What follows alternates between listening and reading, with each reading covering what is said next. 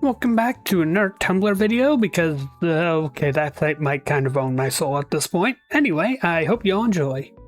R/landlord rules do not advocate violence or suicide. No philosophical or ethical questions about the profession. Environmental storytelling. The term profession is doing a lot of heavy lifting. Watching my trailer figure out how to language is fascinating. Yesterday, we were stumped when he kept insisting there was a Lego winner behind the bookshelf. It turned out to be a little Lego trophy cup. Not knowing the word for trophy, he'd explorated the word from thing you can win, and then just now, he held up his empty milk container and said, "Mommy, it's not rubbish, it's allowed to be a bottle." Meaning, effectively, I want this, don't throw it away. But to an adult ear, there's something quite lovely about hearing, it's allowed to be a bottle. As if we're acknowledging that the object is entitled to keep its style even if the absence of its original function. Another good post to read for those writing small human characters. Point of art is not to be great, but to make it transparently obvious that there's something wrong with you. Point of art is to let other people know that the thing wrong with them is also wrong with you. This is in fact how you make friends. Someone in distress. Empathy, feeling the same emotions as the other person.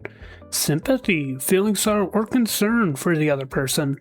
Compassion, feeling care and warmth for the other person. I wish more people got this because some low empathy people are the most compassionate and sympathetic in the universe, and I hate it when it's taken to mean unfeeling and probably hostile when nothing could be further from the truth. Or as my dad put it, sympathy, I know how you feel. Empathy, I feel how you feel. Compassion, is there anything I can do to help? Sympathy, that sucks, bro. Empathy, I feel that. Compassion, want me to send you some puppy and kitten pictures to make you feel better? Posts like this make me feel so much better. It always seems like society treats responses to others' pain as though empathy is the most important kind. I am 85% compassionate, and this post helps me not feel like I'm a monster because of that for once. Before I continue reading this post, I was literally 8 years old when I was diagnosed and given the label low empathy. And this is really weird because every time I try to explain that to people, they say they don't believe me because I show a strong amount of sympathy and or compassion. Admittedly, my cup kind of runneth over nowadays with those two, but the empathy is not there. And that does kind of show some days.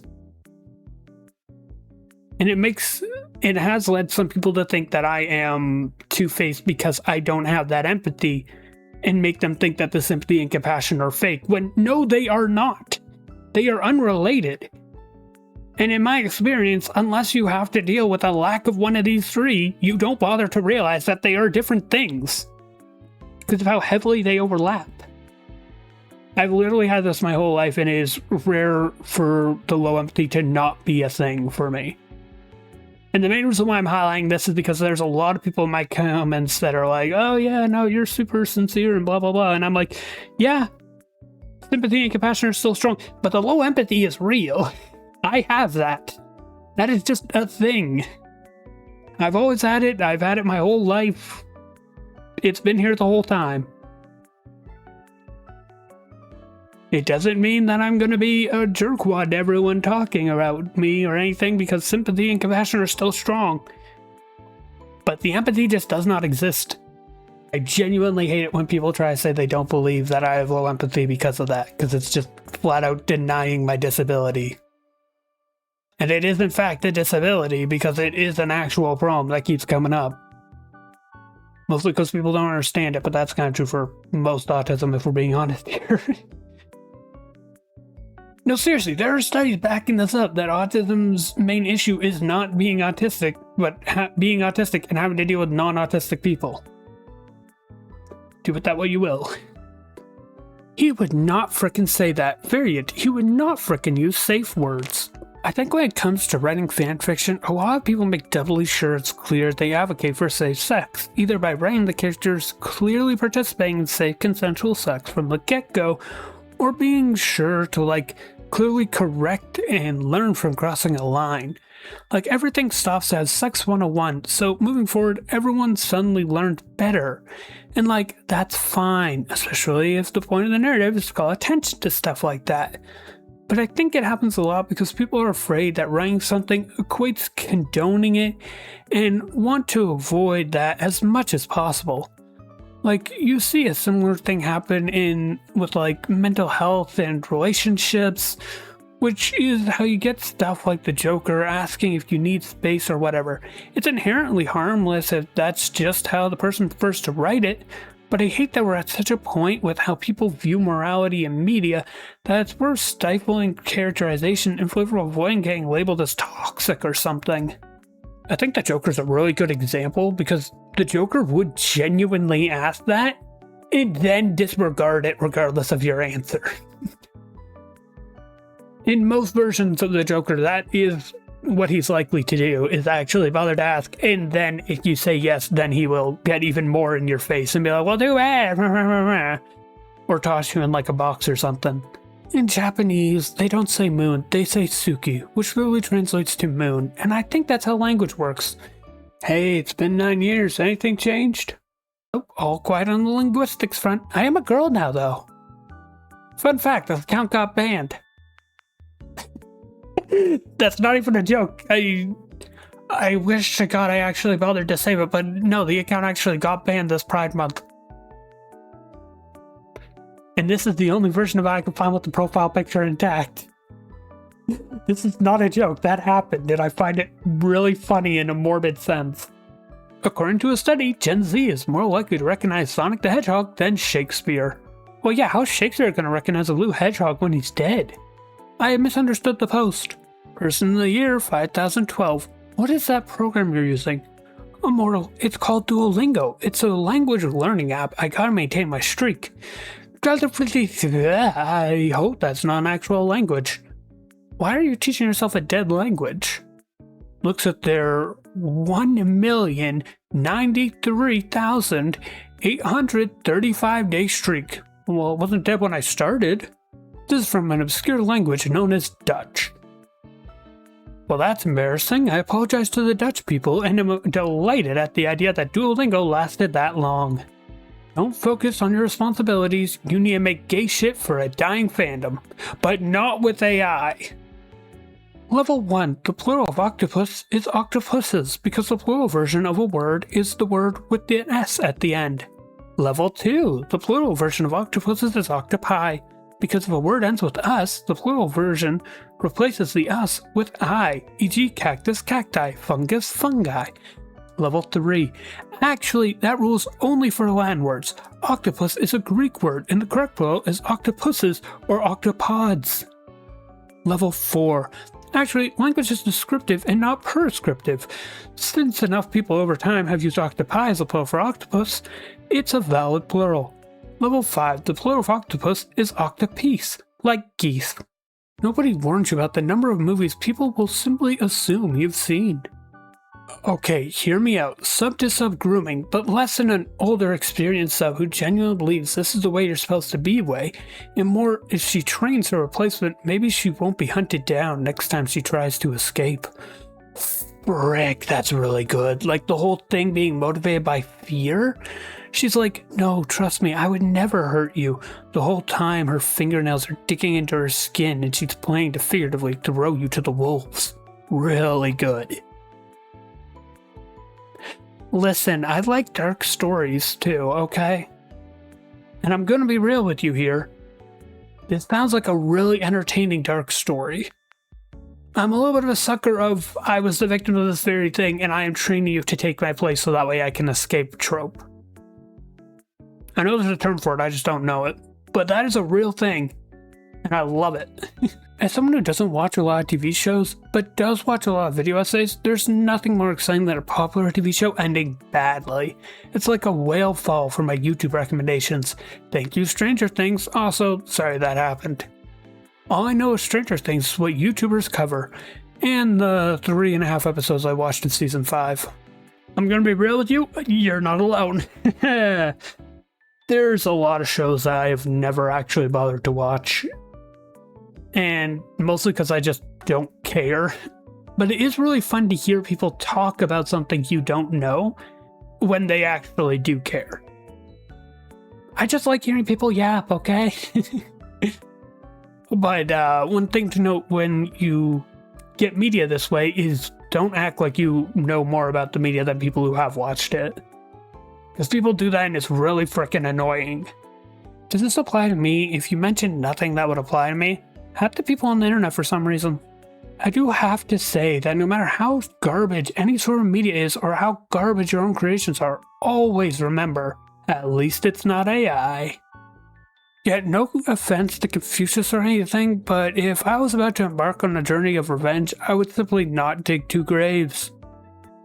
I think I wouldn't mind to be laid in the same grave as my enemy if it has to come to that. Jesus Christ, getting laid in your enemy's grave? That's some freaky stuff, but honestly I kinda dig it. Well, yeah, you dig it, that's how you make a grave. English proficiency in Japan is declining. This generation has become too complacent. We need to go back to the era of video games where hardware didn't have enough memory to store Japanese characters, so every video game was in English, and just prayed that players didn't fail English class. Rooting men who cannot communicate their feelings if their life depended on it are only hot when they're fictional. If I have to deal with one in real life, I will curse him and pray for his downfall every night before I go to bed. It's because the writer communicates their feelings for them. If people want to pull that off in real life, they need to hire a guy to walk around behind them narrating. Can I be the guy? I'll narrate so incorrectly they'll all learn how to talk for themselves just to shut me up. I love the implication that this isn't something they hired you for, but something you do as some sort of public service. I think I caught cutie pie syndrome, Doc. I keep telling you, that is not real. Please, you gotta help me. Turns to you, the viewer. Did you imagine me as a man doctor while you were reading this? Yes, because he keeps telling the patient they're making it up. Oh! That is a very good comment. Hey, do fic readers know that their comments actually influence the course of the story sometimes? I don't mean in the, you need to write it this way because I say so, type of comment. I mean when people are asking questions or really engaging with the plot, and the themes in the comments, they sometimes bring up things that you didn't even think of, or dig into parts of the story that I've overlooked, or get really interested / fixate on something I was just going to kind of glance over. And it has me going, oh wait, that's actually really interesting. That's a good point. And fully adding or tweaking or changing things about the story going forward. I'm literally adding an entire additional chapter for something right now because someone's comment had me like, oh, I didn't dig into that as much as I could have. You have impact. Reblogging because I'm once again in the middle of adding an entirely new plot arc to a fic because of a commenter. You know what? It made it better. Okay, the good plot twists aren't the ones that are wild left turns out of nowhere. They're the ones that make all the other little things that didn't quite add up before suddenly click. I'll add to this, if your audience can, especially if this is a story that's being released over time, if your audience can predict your plot twist, but can't say for certain that this is 100% going to happen, that is a really good sign. Because if you try hard enough, you should be able to see plot twists coming. They should teach media literacy in schools, English class. They should teach students how to spot misinformation. It's English class. They should teach kids critical thinking. It's called English class. I genuinely tried during English class and they did not cover it. Never in my English classes have they tried to do misinformation. I will tell you right now, my drama class did more for misinformation. Critical thinking, okay, I'll accept that one. Media literacy, okay, yeah, that is the point of English class, but even then it was kind of hand-waved away for me at least. No point did they bother with misinformation. I'm Canadian, maybe it's a country thing, but no, we did not cover that. I really hope the comments are people telling me I'm wrong because I want this to be true. Yes, they do teach media literacy in schools, but I'm pretty sure read this book in the next month or run the risk of public humiliation is what most people remember English class for good reason. Yo, can I be real and autistic for a second? The idea that jokes stop being funny once you explain them has never made sense to me. Like, yeah, I guess, but also, like, no? I don't know, man. I think it depends. As a general rule of thumb, it's not that jokes stop being funny when you explain them. It's that jokes that need you to stop and explain were told to the wrong audience and weren't funny to begin with. I hate that when you try to look stuff up for writing purposes, it starts linking ending your own life hotlines and addiction advice articles. Like, bro, I just want to know the information. I'm not killing myself, I promise. Now tell me what I want to know. Please.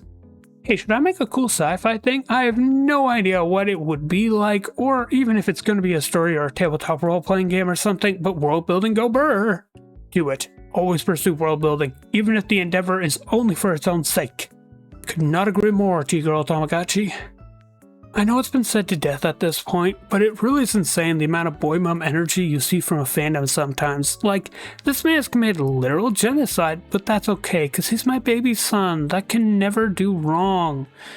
Versus, this teenage girl is kind of annoying and has made some bad choices. I think that means she should be tried as an adult. Okay, yes, sexism is a major part of this. But because I agree with you on that one, I'll sidestep it and focus on the thing I disagree here. Or at least explain. The genocide isn't real. No one actually dies. Like, yeah, in universe they do. But in reality, to the reader, no one actually died. That's why this is treated differently if it's a named character that we actually get attached to. A bunch of nameless whatevers that only exist for the one scene? Sure, kill them. We don't care. Not really. However, the teenage girl is kind of annoying and made bad choices. Usually those choices affect the plot in a much more relevant way than the genocide, which is not really a good thing, but is normally true. And the annoyance is real. Like, the reason why annoying is the worst thing for a character to be is because it actually is affecting the reader. The reader is actually getting annoyed. That is why we normally hate characters that we find annoying, is because the annoyance is real. And that's not always a bad thing, but it is why a lot of people hate them more. And why we tend to gloss over horrible atrocities, because normally in the writing, they're more flavor text than they are actual events. I feel like a lot of people get all art is political confused with all art is made with political intentions, which is not the same. You have permission to pick that 2-year-old abandoned project back up. It's not mad at you for setting it aside. Maybe time and distance have helped ease or erase the things that made you put it down in the first place. In retrospect, my father was kind of iconic for how he handled it when he called someone a twat in front of little kid me, and I asked what the word meant, and the answer he came up with was, and I'll always remember this, no one knows what it means. It's a mystery. I have to Google it now because I'm curious. I haven't thought about it before now, but now I'm realizing there's a meaning behind this. Twat, a stupid or obnoxious person. Okay, that tracks. Or a woman's genitals. I see. You know, actually, when you think about it, a lot of insults do relate to someone's genitals. I'm sorry, that's a weird running theme, right? And we'll cut it there. I hope you all enjoyed that. Like, comment, subscribe, ring the bell, do all that cool YouTube stuff. And like always, I wish you an absolutely fantastic week.